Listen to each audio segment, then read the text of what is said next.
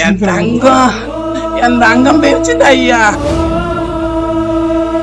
அவன் போய் எடுத்து உழைச்சி இந்த வீட்டை கட்டியிருக்கான். எனக்கு எந்த எதுவுமே கிடையாது. நான் என்ன ஐயா செய்யட்டும்? மக்களை பாருங்க, பச்சை மண்ணை வச்சிருக்காம ஐயா. வடிவுல இறங்கிட்டான், படிவுல இறங்கிட்டான். நாங்க குதிக்க சொன்னோம், அவன் குதிக்க மாட்டேன்ட்டான். கால் உடைஞ்சிருக்கு, நான் குதிக்கலன்னு சொல்லிட்டான். நாங்க அன்னைக்கு ஓடி கண்ணாடியோட உடைச்சு குதிச்சிட்டோம்னு சொல்லிட்டாங்க ஐயா. கேத்தார்ல இருந்து நம்ம மாரியப்ப நம்மளை கை விட்டுட்டாங்கன்னு சொல்லிட்டாவள ஐயா. நான் என்ன ஐயா செய்யட்டும்? கணவர் இறந்து விட்டார் என்ற தகவலை நம்ப முடியாமல் கதறி துடிக்கும் மனைவி, மகள், மகன். ஊர் திருவிழாவுக்கு கூட வந்துட்டு போனாரு, நல்ல மனுஷன். அவரு தீ விபத்துல இறந்துட்டாரா என ஒரு ஊரே சோகம். நான் நாளை காலையில நான் உன போன் அடிக்க, நீ இருமாண்ணா. நேத்து போன் அடிக்கல, என் தங்கம் போன் அடிக்கல. நான் 4 தடவை போன் போட்டேன்.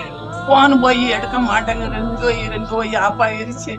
நானும் மண்டேடி 2 நாளைக்கு முன்ன கட்டி காய்ச்சல் அடையிறான். நம்ம பிள்ளைக்கு காய்ச்சல் இருக்கு, நம்ம பிள்ளை காய்ச்சலா கிடக்கு இருக்கு அப்படின்னு.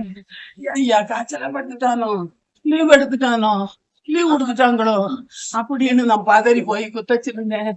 3 மணிக்கு 11 மணிக்கு அவங்களுக்கு எல்லாத்துக்கும் 4 மணிக்கு அங்க படிச்சுச்சான். எனக்கு சொல்லக்கூடாது இருந்துட்டா ஐயா. எனக்கு 3 மணிக்கு தான் எனக்கு தெரியும் ஐயா. 3 மணிக்கு பிறகு நான் வாடி ஒவ்வொருத்தையா நம்பர் வாங்கி போட்டேன். மாரியப்பையும் கிடைக்கலையே சொன்னாவ. நம்ம மாரியப்பையன் நம்மளை கை விட்டுட்டான்னு சொல்லிட்டாவள ஐயா. நான் என்ன ஐயா செய்யட்டும்? குவைத்தில் நடந்த அடுக்குமாடி தீ விபத்தில் தமிழர்கள் உயிரிழந்துள்ளதாகவும் ஒட்டுமொத்தமாக இந்திய அளவில் 40க்கும் மேற்பட்டோர் உயிரிழந்திருக்கிறார்கள் என்றும் அதிர்ச்சி தகவல்கள் வெளியாகி வரும் நிலையில் காட்டுமன்னார் கோயில், சென்னை ராயபுரம், தூத்துக்குடி உள்ளிட்ட பகுதிகளிலும் வேலைக்காக குவைத்திற்கு சென்றிருந்தவர்கள் பலியானதாக தகவல்கள் கிடைக்க பெறும் நிலையில் இன்னும் சிலரின் உடல்கள் அடையாளம் காணப்படவில்லையா.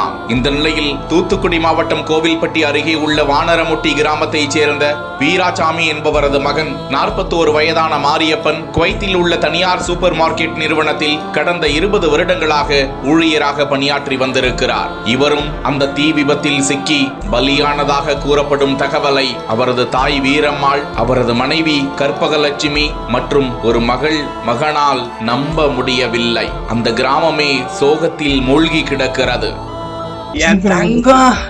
என் தங்கம் பேச்சுது ஐயா.